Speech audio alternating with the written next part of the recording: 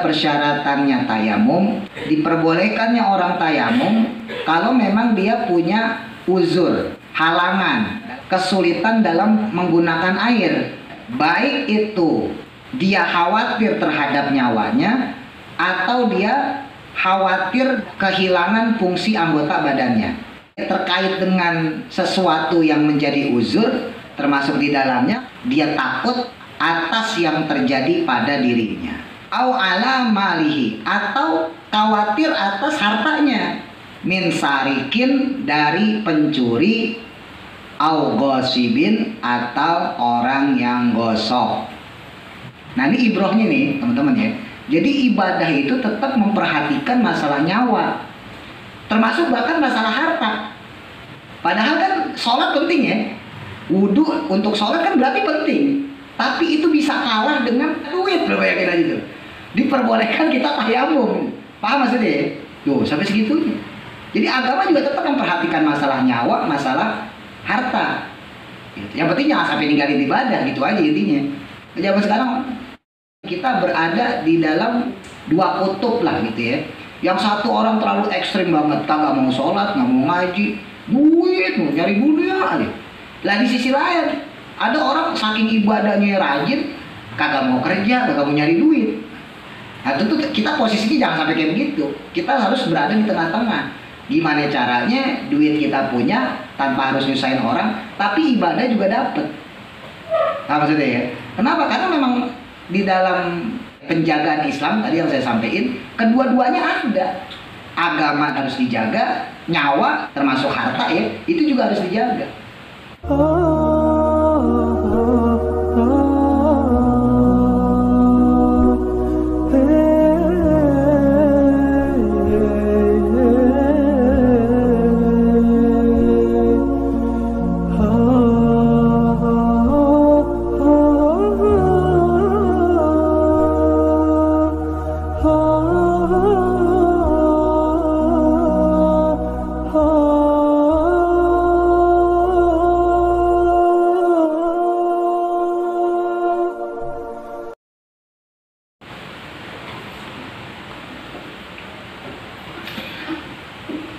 Bismillahirrahmanirrahim. Qala musannifu rahimahullahu ta'ala wa nafa'ana bihi wa bi barakati ulumihi fi dharaini amin.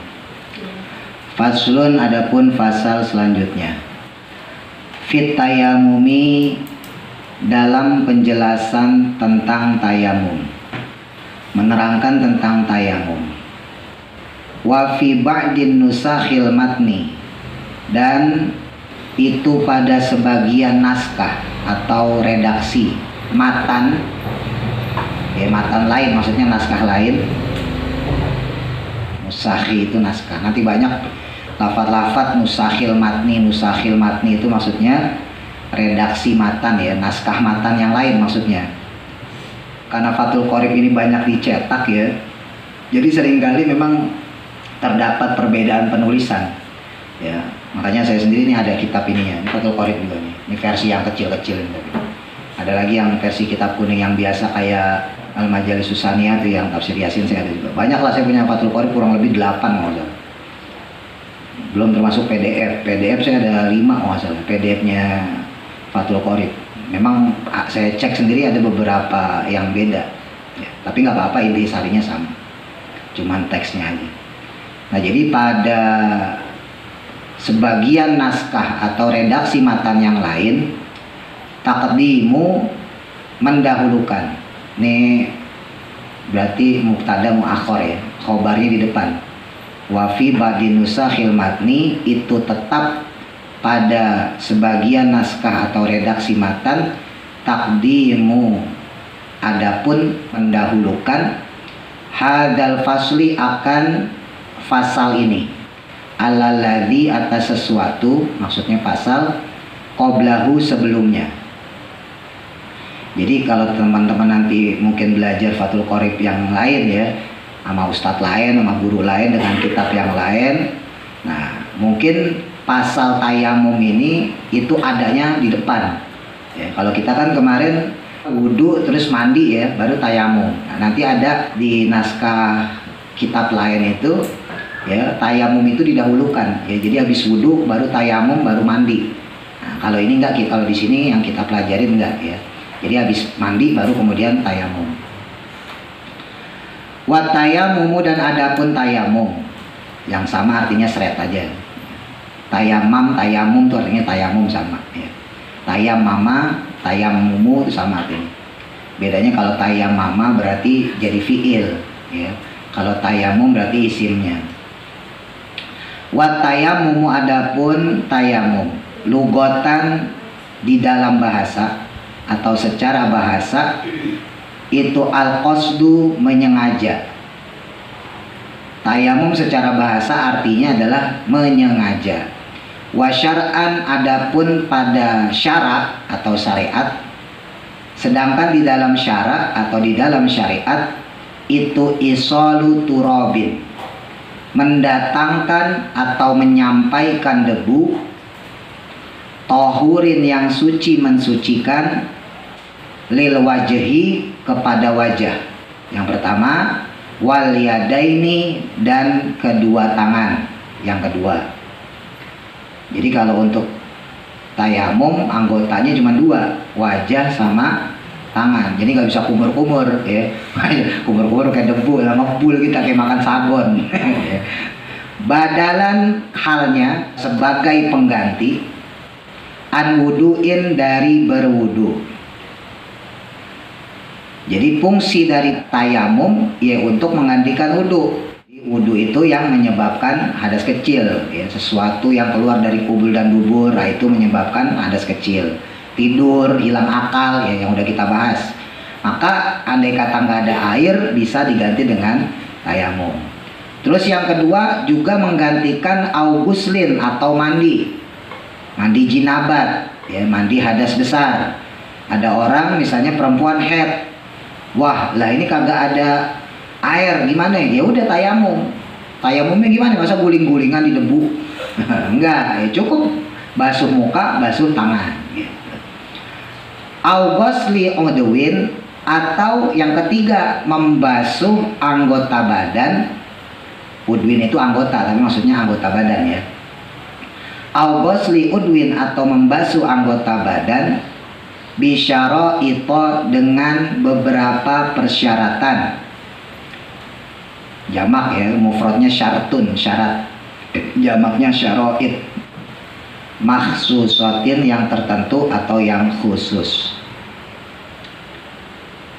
Nah, jadi yang namanya tayamum secara bahasa ya menyengaja doang. Ya kalau dalam bahasa kampus kan gitu ya. Secara etimologi, oh ya, secara terminologi. Nah, makanya sebetulnya ngaji kitab itu ngaji ilmiah. Beda sama ngaji ceramah. Kalau ngaji ceramah dalilnya dari mana kagak jelas. Kadang-kadang kagak disebutin hadisnya dari mana. Coba deh perhatiin. Orang yang punya pendidikan, mohon maaf ya, bukan mengecilkan para ustadz yang nggak punya pendidikan bagus ya. Tapi itu bisa kelihatan dari dia dakwahnya, dari dia ceramah. Kalau dia ceramah dengan real, dengan jujur ya, berimbang, ilmiah, maka dia akan menyampaikan sumbernya dari mana. Misalnya hadis ya, nggak ujuk-ujuk qala Nabi, bersabda Nabi Muhammad, tanpa menyebutkan sumbernya dari mana. Sebetulnya kalau coba ceramah kayak gitu gampang. Justru yang susah itu ilmiahnya itu. Jadi nilai itu, kualitas itu adanya di ilmiahnya itu. Ketika seorang dai, seorang pendakwah, dia bisa nyebutin dari mana sumbernya. Misalnya dalam kitab Sahih Bukhari misalnya gitu ya. Dalam kitab Sahih Bukhari dengan nomor hadis yang pertama disebutkan bahwa suatu ketika malaikat Jibril datang kepada Nabi, misalnya gitu ya. Yang kisah di Majalis Susania tuh, yang malaikat Jibril nanya, mal islamu, apa itu Islam, ya kan? Mal imanu, apa itu iman, kan dijawab sama Nabi tuh. Al islamu antasyhadu an dan seterusnya. Al imanu ada begitu ya. Nah, seorang dai itu, seorang pendakwah itu, dia ngucapin dulu itu adanya di mana? Sumbernya apa ya? Sumbernya dalam kitab Sahih Bukhari, hadis nomor pertama misalnya. Nah, zaman sekarang itu banyak yang orang dakwah ya asal dakwah doang, dai ya asal ngucap aja, ngoceh, sumbernya agak jelas. Ya. Kitabnya apa? Ya, rujukannya mana? Kadang-kadang dalil Quran ini kagak disebutin, suratnya kagak disebutin, ayatnya kagak disebutin, padahal Quran. Nah, Quran kan gampang banget. Misalnya Mas Wanda gitu, Mas Ardan, gue pengen ceramah nih, misal gitu ya.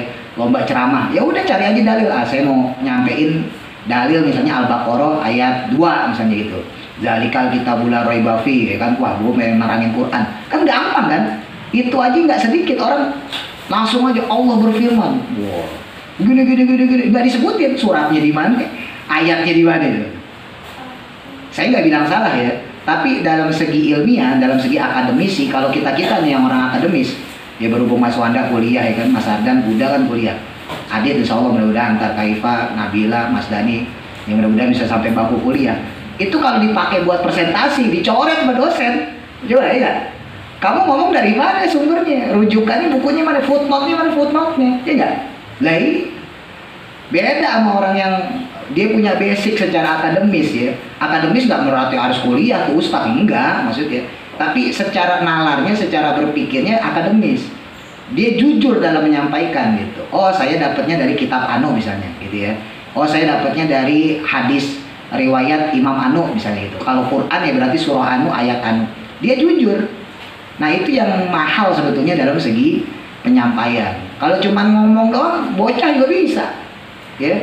Kalau cuma ngomong doang ya kan intinya nasihat itu kan melakukan kebaikan, mencegah dari perbuatan buruk, ya kan, amar ma'ruf nahi munkar kita sebutin. Kan inti nasihat itu. Adapun ntar kita Mas Abdan baca Quran itu kan bentuknya, ya kan. Dah banyakin sedekah misalnya Mas Adit sering-sering belajar, itu kan bentuknya. Tapi inti syariahnya apa ya? Melakukan kebaikan, menjauhi kemunkaran, kan intinya itu. Nah, yang bikin beda itu yang nilainya berkualitas, yaitu ketika orang tersebut menyampaikan dalilnya. Oh ada loh hadis nabinya loh, pada hadis riwayat Imam Anu misalnya nomornya Anu gitu ya. Nah, jadi itu secara lugah ya. Sedangkan secara syariat yang dimaksud dengan tayamum adalah mendatangkan atau menyampaikan debu ya yang suci mensucikan kepada wajah dan kedua tangannya sebagai pengganti wudhu, terus mandi, dan juga untuk pengganti membasuh anggota badan yang memang diharuskan kena air untuk wudhu tapi tidak diperbolehkan ya, misalnya sakit gitu ya, nanti kita bahas. Wasyaro itu tayamumi, dan adapun beberapa syaratnya tayamum atau syarat-syaratnya tayamum itu khamsatu asya'a, ada 5 perkara. Wa fi ba'din nusakhil matni, sama kayak tadi tuh. Adapun pada sebagian naskah matan lainnya disebutnya bukan khamsatu asya'a tapi khamsu khisalin. Ya, dengan lafadz khamsu khisalin artinya ada 5 hal atau ada 5 keadaan. Kalau di sini khamsatu asya'a ya, tapi di kitab lain tulisannya khamsu khisalin. Apa aja tuh? Yakni singkatannya badal ahaduha, adapun yang pertamanya khamsah, rujuknya ke khamsatu asya atau khamsu khisalin boleh. Yang pertama dari 5 syarat tayamum tadi itu wujudul udri, adanya uzur atau halangan, bisafarin kelawan sebab lelungan, nah, pakai bahasa Jawa nih, dengan sebab bepergian, au marodin utawa loro, atau karena sakit. Nah, jadi orang diperbolehkan tayamum ya, syaratnya pertama karena memang adanya halangan dengan sebab dia bepergian. Kalau di Indonesia kita hampir pasti bisa menemukan air. Tapi kalau di Arab itu kan karena padang pasir ya, nggak banyak ya bisa ditemukan mata air, sungai dan sebagainya. Apalagi di zaman Nabi ya, Alfa belum ada. Kalau sekarang enak, di Arab banyak minimarket ya. Jadi kalau nggak ada air udah mampir aja teman-teman ke pinggir jalan ya, masuk ke minimarket beli aja air mineral botol, udah beres. Zaman Nabi dulu enggak ya. Tapi ya walaupun sekarang kondisi nggak seperti itu dan negara kita nggak seperti itu, tetap kita harus belajar ya. Jadi andai kata ya kita dalam satu perjalanan ya, atau mungkin teman-teman ada yang senang naik gunung ya, hiking ya. Kalau saya dulu mudanya senang loh hiking, naik gunung tuh saya senang. Anak sekarang rata-rata males ya, bingung ya, di rumah aja ngejedok. Ya, kadang-kadang jalan-jalan yang nggak semenggah gitu ya, mohon maaf ya, nggak ada manfaatnya kadang-kadang jalan-jalan. Kalau dulu saya Wow, jalan-jalan tuh ke gunung. Makanya sampai sekarang masih senang ke puncak, itu masih senang buat refresh lah gitu ya. Nah, andai kata gitu ya, di saat seperti itu kita nggak nemuin air, ya maka diperbolehkan untuk tayamum. Ya. Au marodin, atau karena sakit. Nah, atau misalnya karena sakit, dokter bilang nih, Bapak jangan kena air dulu ya Pak. Misalnya gitu ya. Atau misalnya ada bagian tangan kita yang luka, ya diperban, ya kan. Bapak jangan kena air dulu nih ya. Nah, kan lo nggak bisa wudhu, ya nggak. Nah, maka diperbolehkan tayamum. Nanti penjelasannya ada di belakang. Wasani, dan adapun yang kedua, syarat daripada tayamum itu dukhulu waktu sholati, telah masuknya waktu sholat. Syarat yang kedua, teman-teman boleh tayamum kalau waktu sholat udah masuk, ya. Jadi misalnya zuhur jam 12, ya udah jam 12 lewat dikit, nah itu baru teman-teman boleh tayamum. Beda sama wudhu. Kalau wudhu zuhur jam 12, teman-teman wudhu jam 11 juga nggak apa-apa, selama belum batal ya. Wudhu pakai wudhu yang jam 11 untuk sholat zuhur yang 12 sah. Tapi kalau misalnya tayamum nggak seperti itu, harus masuk waktu sholat. Kalau asar misalnya jam 3, ya udah jam 3 lewat baru kita tayamum. Maka falayasihu, tidaklah sah apa at-tayamumu, melakukan tayamum, laha baginya, qabla dukhuli waktiha, sebelum masuknya waktu sholatnya. Ya, jadi nggak sah. Misalnya zuhur jam 12, jam setengah 12 sudah tayamum, nggak sah. Ya, jadi harus masuk waktu sholat. Wasali, sudan adapun yang ketiga. Wasali, sudan adapun yang ketiga daripada persyaratannya tayamum itu tolabul ma'i, mencari air. Ba'da dukhulil waktu, setelah masuknya waktu sholat. Binafsihi, dengan dirinya sendiri. Au biman, atau dengan orang, maksudnya dengan bantuan orang. Adina, yang diberi izin, lahu baginya, fi tolabihi, dalam mencarinya, maksudnya mencari air. Nah, jadi syarat yang ketiga harus nyari air dulu. Ya, jangan mentang-mentang wah udah kagak ada air nih, tayamum kagak. Harus usaha dulu, ya. Harus usaha nyari air dulu, dan usaha nyari air itu harus sudah masuk waktu sholat. Ya, jadi jangan sampai misalnya kita menduga setengah 12, wah gue belum punya air nih, gue cari air dulu, nggak bisa. Ya, jadi tetap harus pas masuk waktu sholat, baik dengan dirinya sendiri atau dengan bantuan orang yang dia beri izin. Ya, misalnya saya minta tolong Mas Wanda, coba cari tuh di bukit situ, ada nggak? Misalnya gitu ya. Nah, maka itu harus dilakukan sebelum dia melakukan tayamum. Fayat lubu, maka dia harus mencari al-ma'a, akan air, min rohlihi, di tempatnya itu, warufqatihi, dan juga dari sahabatnya. Jadi orang itu harus nyari dulu di sekitar dia, ya. Beberapa ulama mensyaratkan balat, ya. Balat itu sebagai batas wilayah. Dulu kita bahas ya, diantaranya balat itu pengertiannya adalah batas masjid jami. Ya, jadi misalnya kalau kita di sini Baitur Nur, kalau ke sana Asidik, ya. Kalau ke sana Nurul Huda, misalnya ke sana Al Fajar, ke sini Asamsu. Nah, itu batas balat ya. Jadi kita harus nyari dulu ke sana-sana tuh, ya. Atau kita bisa minta bantuan temen, atau kita minta tolong temen. Gitu. Misalnya Mas Wanda punya saudara atau Mas Abdan punya saudara di Kayu Manis. Nah, itu kan udah di luar balat ya. Di luar batas wilayah kita, tapi diduga dia punya. Maka kita tetap harus usaha ke sana. Gitu. Tadi lah saya nyontohin misalnya hiking ya. Ada orang naik gunung. Wah, ketika udah masuk waktu sholat dia nyari-nyari air nggak ada. Kebetulan ada orang kampung lewat. Pokok di gunung tuh kadang-kadang ada orang kampung ya. Jadi bawa kayu bakar segala macam ya. Nah, terus kita nanya nih sama dia, Pak, ada air nggak Pak sekitar sini? Oh, ada Mas, tuh di situ tuh. Jalan aja kurang lebih 500 meter atau ada 1 kilo dari sini, Mas, jalan aja. Itu ada perkampungan, di situ ada air. Nah, karena udah ada petunjuk dari orang kampung yang lewat tadi, kita ketemu tuh lagi hiking, maka wajib buat kita datang ke sana. Nggak boleh langsung tayamum. Paham ya? Fa'in kana, maka jika adanya dia itu munfaridan sendirian, nazara maka dia melihat hawalaihi akan sekelilingnya. Kalau dia dalam keadaan sendiri, maksudnya tanpa bantuan orang, maka dia bisa melihat sekelilingnya minal jihatil arba'i, dari arah 4 mata angin, timur, barat, selatan, utara ya. Tapi jangan dari lagu Wali dah, lu nyari jodoh lagi. Timur ke barat, selatan ke utara. Lu nyari jodoh itu. Inkana jika adanya dia itu bimustawin, di tempat yang rata, minal ardi pada tanah atau pada bumi.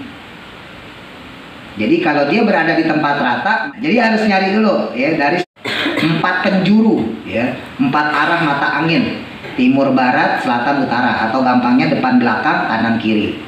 Itu kalau sendiri, terus jalannya itu datar ya, rata. Fa'inkana, sedangkan jika dia itu adanya fiha di dalamnya, di dalam arat, apa irtifaun, mendaki atau naik.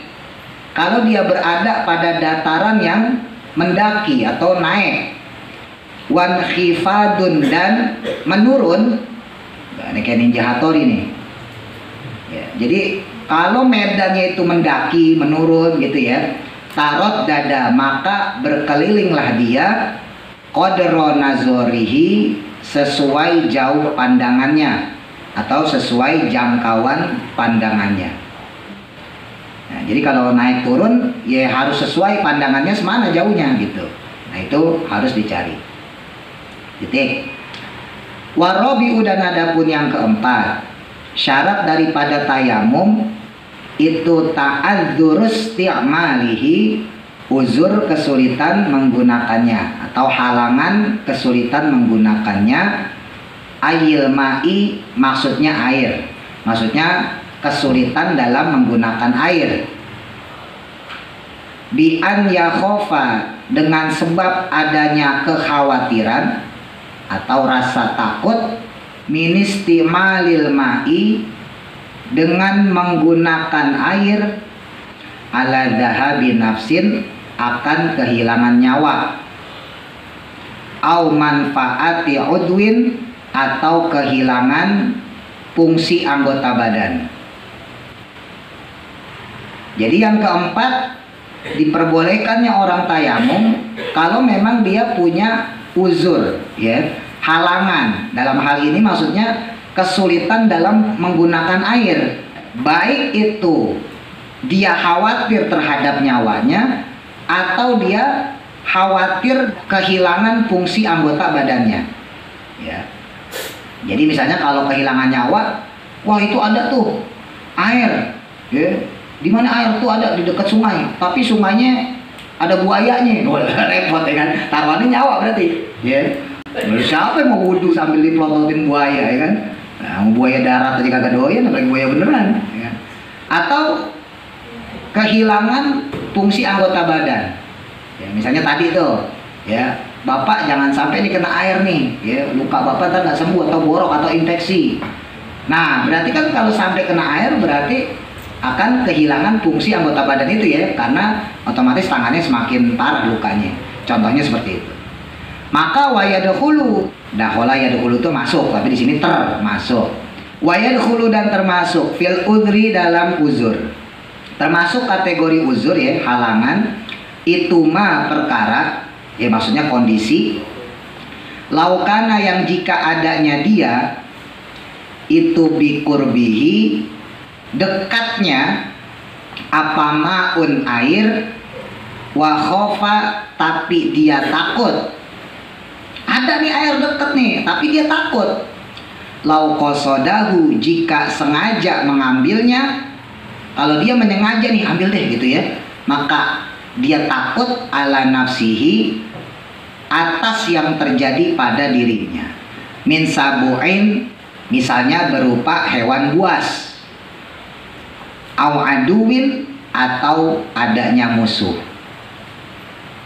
Tadi itu ada tuh di situ sungai, tapi ada harimaunya. Wah, masa kita berantem dulu sama harimau buat air doang, ya kan? Atau adanya musuh, ya. Wah, di sana ada penghuni rimbanya. Wah, kalau orang ke situ langsung dipanah. Wah, repot terus ada, ya kan, mau ngambil air doang langsung dipanah, ya kan? Ditombak bela-belain air. Au ala malihi. Nah, ini penting nih, ya, nanti kita ambil ibrohnya. Au ala malihi, atau khawatir atas hartanya. Min sarikin, dari pencuri, au gosibin, atau orang yang gosok. Jadi diperbolehkan juga, ya, terkait dengan sesuatu yang menjadi uzur, termasuk di dalamnya kalau dia khawatir dengan hartanya. Jadi seandainya kita dalam perbekalan nih, ya, kalau tadi saya contohin misalnya kita lagi hiking, di dalam tas kan banyak perabotan, ya kan, ada kemah, ya, terus ada apa lagi? Pernah hiking nggak? Pernah ya? Terus ada kompor, ya, kalau zaman dulu masih bawa kompor, sekarang udah enggak ada, ya. Portable, ya, sekarang, ya. Lampu segala macam, ya kan, bahkan mungkin duit, ya kan, misalnya 1 miliar, muat nggak? Muat, ya. Ya 100.000 ke 200.000 lah gitu, ya.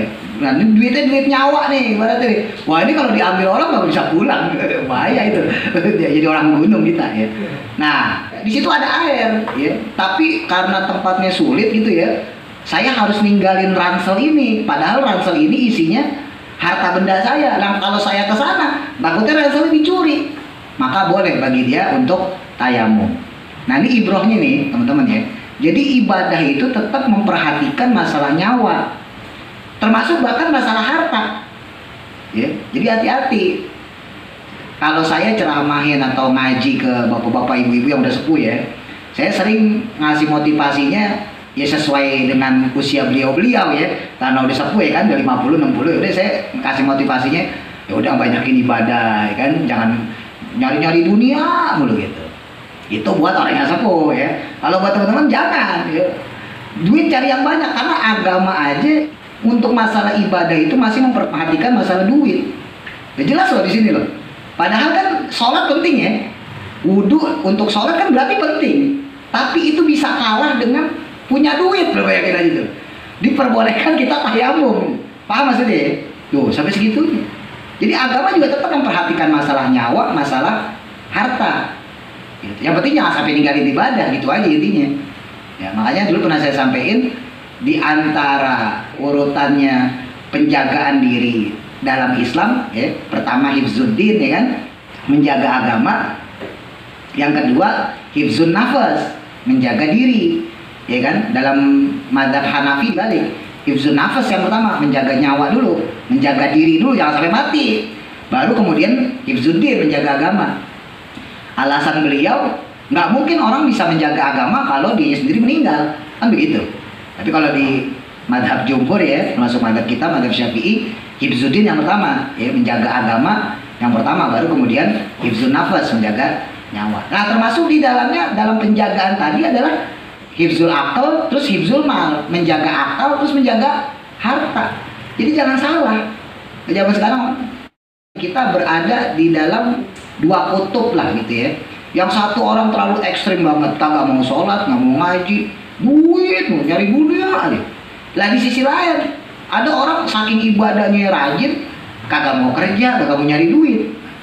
Nah, tentu kita posisinya jangan sampai kayak begitu. Kita harus berada di tengah-tengah. Gimana caranya duit kita punya tanpa harus nyusahin orang, tapi ibadah juga dapet. Nah, maksudnya, ya. Kenapa? Karena memang di dalam penjagaan Islam tadi yang saya sampaikan, kedua-duanya ada. Agama harus dijaga, nyawa termasuk harta, ya, itu juga harus dijaga. Nggak boleh juga kita ibadah terus, ya kan, akhirnya jadi peminta-minta, apa-apa ngarepin orang, ya. Itu juga nggak boleh. Kan jelas sama Nabi dibilangin, ya, al-yadu ulia, tangan yang di atas itu khairun, lebih baik min yadi sufla, daripada tangan yang di bawah. Itu jelas Nabi bilang kayak gitu. Lebih baik kita ngasih daripada kita meminta, kan gitu. Mungkin ada orang pintar, ya kan, kan saya mintanya dari atas, Ustaz. Nah, itu akal-akalan orang, ya. Jadi intinya di luar konteks tayamum ini sendiri, ini ibroh buat kita bahwa agama tetap memperhatikan masalah duniawi, dalam hal ini nyawa dan harta. Ya, jadi seseorang itu dalam keadaan terdesak ya, sekalipun dia tetap dituntut untuk ibadah, agama tetap ngasih peluang ya, agama tetap ngasih solusi supaya gimana caranya dia tetap bisa ibadah tanpa kehilangan nyawanya, gimana caranya dia bisa tetap ibadah tanpa khawatir kehilangan hartanya gitu. Terus kemudian wayu jadu, dan didapatkan fi ba'di nusakhil matni, sama kayak tadi, pada sebagian naskah matan yang lainnya, fi hada syarti, dalam persyaratan ini, apa ziyadatun, lafat tambahan, ba'da ta'adzur isti'malihi, setelah syarat sulitnya menggunakannya air, wahiyya wa igwazuhu, yaitu membutuhkannya air, ba'da tolabi, setelah mencarinya atau setelah mendapatkannya. Nah, jadi bisa juga orang itu kemudian setelah bersusah payah nyari air, ladi-lalanya air tersebut dibutuhkan untuk selain wudhu. Misal gitu ya, pas kita udah dapet air tuh, udah berjuang mati-matian ya, udah dapet air, lah tiba-tiba ada misalnya kucing kehausan ya, atau misalnya kalau di hutan ada anjing kehausan. Selama bukan anjing galak ya, kalau anjing galak nggak apa-apa kita lewatin, tapi kalau anjingnya baik, sekalipun dia anjing ya, tetap kita diwajibin ngasih minum dia gitu. Atau mungkin buat kitanya sendiri, wah ini gua nggak punya air ya, ternyata air gua habis, udah gua minum deh. Nah, maka diperbolehkan bagi dia tayamum gitu ya, walaupun dia sudah mendapatkan air. Nah, itu tambahannya. Wal khamisu, dan adapun yang kelima dari syaratnya tayamum itu at-turabu, debu. Yang digunakan adalah debu atau hiru, yang suci. Ayat tohuru maksudnya yaitu suci, mensucikan, ghairul mandiyi, selain yang basah atau tidak basah. Jadi debunya itu sifatnya kering ya, nggak ada percikan air basah, lembab dan sebagainya. Wayas duku, termasuk benar juga apa at-tohiru, debu yang suci, bil maksubi, dengan hasil gosok ya. Karena ada beberapa pendapat yang mengatakan boleh tayamum dengan menggunakan debu hasil gosok ya. Waturabi makbarotin, dan debunya makbaroh atau debunya kuburan, lam tunbash, yang tidak digali. Loh, kenapa yang nggak digali?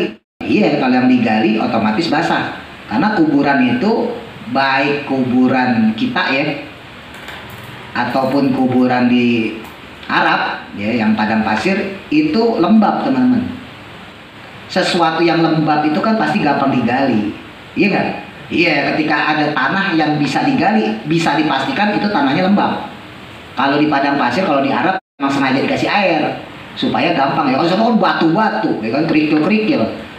Beda sama di Indonesia. Kalau di Indonesia teman-teman gali nih, macul nih, itu kan tanah ya. Tapi kalau di Arab ya, karena dia pasir-pasir, digali pasir. Nah, untuk memudahkannya dikasih air, itu udah karuan. Tapi kalau di kita ya, secara gampang, tanah yang bisa digali itu kemungkinan mengandung air, iya nggak? Karena kalau tanah yang padat keras nggak mungkin dong bisa digali, iya nggak? Pasti kan keras, paculnya bisa patah, iya dong. Nah, makanya orang pasti ketika berhadapan dengan tanah yang keras tadi ya, karena tidak ada sama sekali kandungan airnya, maka pasti dibasahin.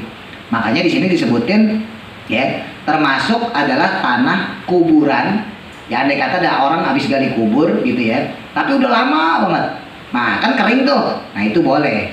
Tapi kalau bekas digali ya nggak boleh, karena udah pasti basah itu ya kan, tanahnya lembab, paham ya? Nah, itu wayujadu, dan didapatkan fi ba'din nusakhi, pada sebagian naskah lainnya, apa ziyadatun, tambahan ya, ada lafaz tambahan lagi, fi hadza syarti, dalam persyaratan ini.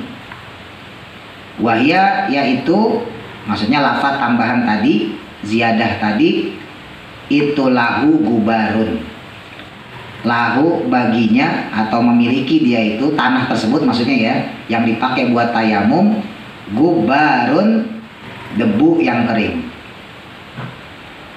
Gubar itu sebetulnya sesuatu yang nggak ada kandungan air. Jadi sebetulnya bukan hanya tanah ya, tapi sesuatu apapun yang tidak ada kandungan airnya itu disebut gubarun. Tapi berhubung di sini kita lagi bahas tayamum yang identiknya dengan tanah ya, tanah yang berdebu, maka di sini maksudnya adalah debu yang kering. Fa'in kholatohu, maka jika bercampur dengannya. Apa yang bercampur? Jasun, kapur atau gamping. Tahu ya gamping ya? Tembok nih. Nah, tembok itu kalau yang langsung semen biasanya dia awet. Tapi kalau yang meletek-letek kemungkinan semennya itu campur gamping. Nah, ini kayak gini nih. Kalau ini karena cat ya, tapi ini ada juga tuh campuran kapur. Kalau di kampung masih banyak, kalau di Jakarta udah jarang ya. Tapi kalau zaman dulu orang tua kita semennya tuh dicampur gamping, dicampur kapur. Nah itu baru diteplokin tuh. Ya, untuk ngawet-ngawetin, karena semen mahal ya. Kalau zaman sekarang udah hampir jarang. Tapi kalau di kampung masih banyak ya, karena biar ngirit maksudnya gitu. Nah, jadi di sini jika tercampur tanah tersebut ya dengan gamping atau kapur tadi ya, auromlin atau pasir, lam yajuz, maka tidak boleh. Kalau dia kecampur gamping, karena gamping itu sifatnya lembab, nggak boleh. Auromlin atau kecampur dengan pasir, maka nggak boleh. Wahada, dan adapun hal ini itu muwafiqun, sesuai lima dengan apa-apa, maksudnya pernyataan atau qaul, qalahu yang mengatakannya. Siapa yang mengatakan? An-Nawawiyu, Imam An-Nawawi, fi Syarhil Muhadzabi, dalam kitab Syarah Al-Muhadzab. Nama kitab ya, karya Imam An-Nawawi, Syarhul Muhadzab. Wa Tashihi, dan kitab At-Tashih. Lakinahu, tetapinya, fi Raudhati, adapun dalam kitab Ar-Raudhah, nama kitab sama, wal Fatawa, dan kitab fatwanya Imam An-Nawawi, masih dengan rujukan Imam An-Nawawi, jawaza, beliau memperbolehkan dzalika, akan hal tersebut.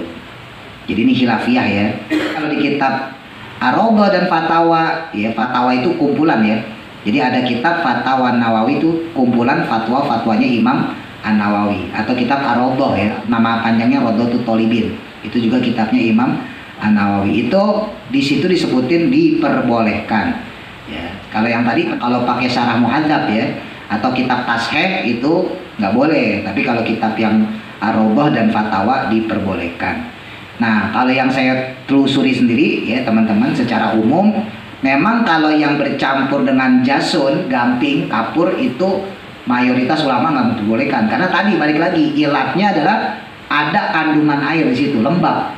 Ya, tapi kalau yang nyampurnya itu adalah pasir, mayoritas ulama, jumhur ulama memperbolehkan, karena pasir ya bisa bilang 11-12 sama debu. Ya, tapi kalau kapur kan ya udah bukan debu, itu udah jelas dong, ya kan? Oh, kapur, ya kan? Nah, apalagi dari segi kondisi namanya kapur pasti lembab. Ya sesuatu yang bisa terurai itu pasti lembab teman-teman. Karena kalau sesuatu yang nggak basah ya, itu nggak mungkin terurai, pasti padat. Nah maksudnya ya, nah, dalam hal ini seperti itu. Wa kharaja, dan pengecualiannya, ya arti asalnya keluar, tapi maksudnya dikecualikan atau pengecualian. Biqaulil musannifi, dengan ucapannya musannif, pengarang kitab, yakni at-turabu, maksudnya adalah debu, apa ghairuhu, selainnya. Jadi pengecualian dari apa yang disampaikan musonef, yaitu selain debu, karena urotin, seperti gamping ya, seperti kapur gitu. Wasahaqoti khazafin, dan remukan genteng, hancuran genteng itu loh.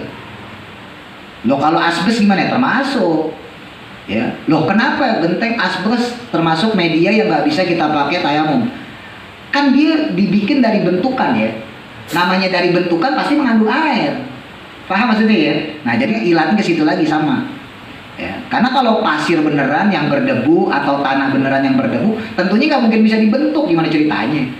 Ya kan? Ntar searching dah kalau nggak percaya, teman-teman ngelihat orang bikin genteng, bikin bata gitu ya, itu kan pakai air, maka otomatis genteng bata itu mengandung air, walaupun permukaannya mungkin kering, ya permukaannya mungkin kering, tapi kan kandungannya itu ada di dalam genteng tersebut, bata tersebut. Lah gimana caranya bisa dicetak jadi bata?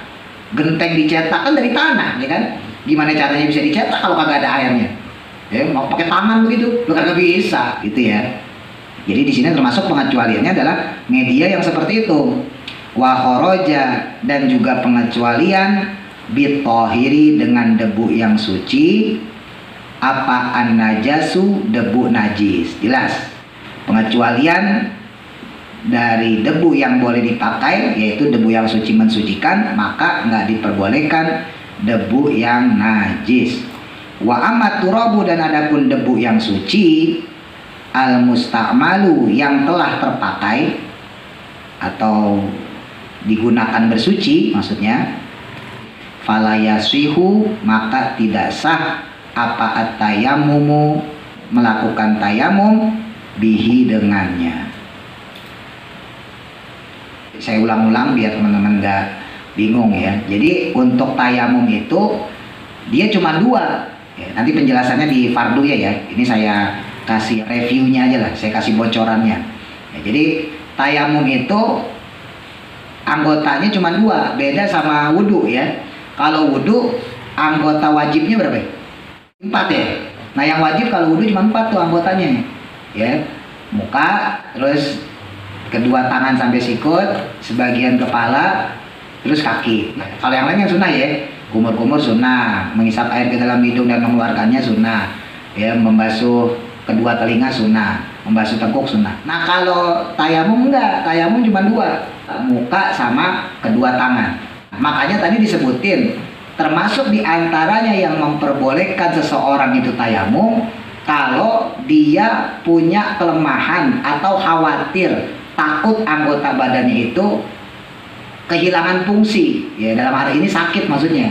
Barangkali misalnya ada seseorang ya tangannya luka nih ya, diperban. Nah maka boleh ditayamumin, nanti kita bahas ya secara umum. Ini saya kasih gambaran singkatnya aja dulu. Nah makanya perbedaan ini otomatis kalau kita balikin ke ibrohnya tadi, hikmahnya tadi, tujuannya adalah untuk memudahkan seseorang dalam ibadah. Tapi nanti nggak semua tayamum itu bisa menggantikan wudhu dalam sholat ya. Jadi tetap nanti ada sholat yang orang tersebut harus iadah, ada yang nggak perlu iadah. Ya, misalnya kayak orang mukim nih, kita di sini nih, kita mukim berarti kita bukan musafir ya. Terus kita nyari air nggak ada, orang nggak ada, terus kita tayamum, maka kita harus iadah nanti. Kita sholat zuhur dengan tayamum, nanti kalau udah dapet air kita harus iadah, ulang lagi sholatnya. Tapi kalau buat yang safar tadi disebutin ya, orang yang dia bepergian, termasuk orang yang marid, orang yang luka, maka dia nggak perlu iadah. Jadi yang dikata dia sholat dalam keadaan menggunakan tayamum tadi, dia tidak perlu mengulang sholatnya ya, untuk orang yang bepergian sama orang yang sakit. Tapi kalau orang yang mukim, dia harus mengulang sholatnya itu. Ntar minggu depan saya tambahin prakteknya, gampang kok. Nah kalau teman-teman pakai cincin, pakai jam, harus dibuka kalau tayamum, beda sama wudhu. Sebab kalau wudhu air bisa masuk selama nggak kenceng banget ya, tapi sekenceng apapun kalau kita bisin kan bisa ya. Beda sama tayamum lah, tayamum kan debu, kagak bisa ngeresep dia ya, maka cincin harus dibuka ya. Terus kalau kita pakai jam ya, jamnya juga harus dibuka karena debu itu nggak bisa masuk ke sini, lah emang air ya kan gitu. Nah jadi kalau untuk tayamum ini misalnya anggap ini seperti ini ya, ini bagiannya kita ambil di sini, seret ya, kita ambil di sini, terus kemudian kita basuh muka seperti biasa. Ya, kalau pakai kacamata otomatis kacamata buka ya kan, kita basuh seperti biasa, kayak wudhu lah kayak kemarin ya. Ingat batasannya tuh sama kayak wudhu lah kalau untuk muka ya, batasannya dari batas tumbuhnya rambut ya sampai bagian jambang ya kira-kira, bukan pipi loh, jambang. Nah disinilah nanti kita niat ya, niatnya itu harus niat yang fardu kalau untuk ibadah fardu ya. Kalau kita niatnya sunnah maka nggak boleh digunakan untuk ibadah fardu. Makanya disebutin dalam niat yang umum ya. Jadi ingat-ingat aja, nawaitut tayammuma, saya niat tayamum listibahatis sholati, agar diperbolehkan melaksanakan sholat fardon fardu lillahi ta'ala. Ya, nawaitut tayammuma listibahatis sholati fardhu lillahi ta'ala. Nawaitut tayammuma listibahatis sholati fardhu lillahi ta'ala. Nah, ini sama kayak wudu. Itu dibaca ketika kita basuh muka. Ya. Nah, terus ambil lagi. Ya, terus kita basuh lagi.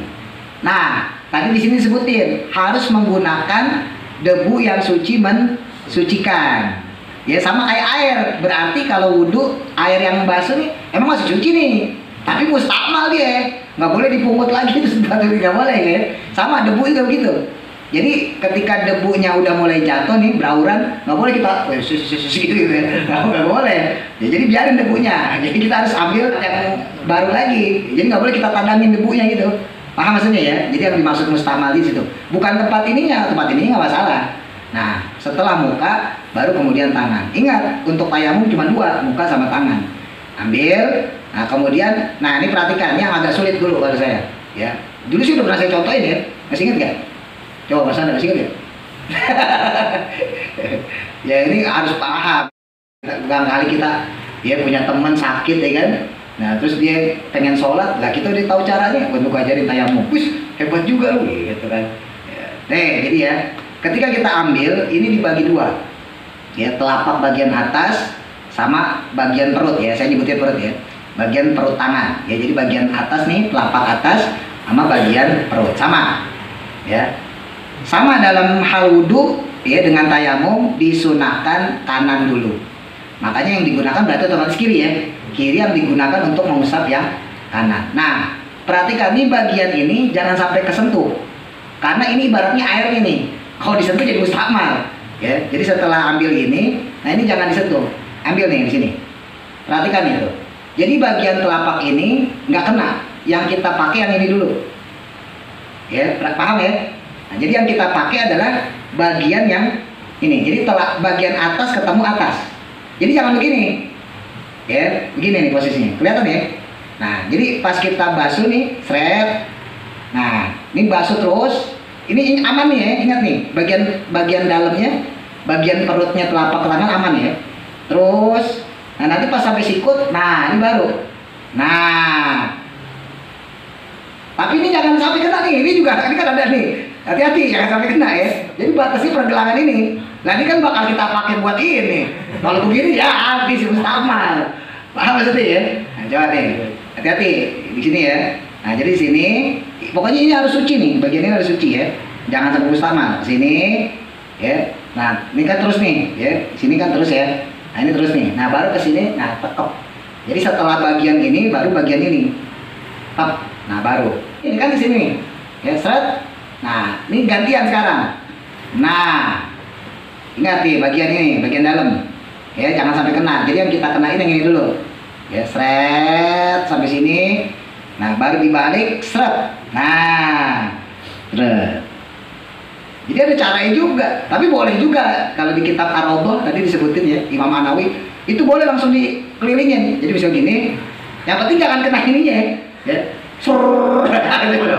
Boleh, itu juga boleh sah. Ya, tapi nggak sesuai sunnah. Sunnahnya Nabi begitu ya. Ini seret, nah tekuk, seret, langsung seret, seret. Gitu. Tapi boleh begini-gini boleh. Yang penting jangan ininya karena yang mustakmal soalnya. Paham ya? Nah, insya Allah saya pulangin lagi minggu depan. Ya entar saya tes coba Mas Wadu bisa kau sikit ya. Wallahu a'lam. Manfaat al-Fatihah. A'udzu billahi minasyaitonir rajim. Bismillahirrahmanirrahim.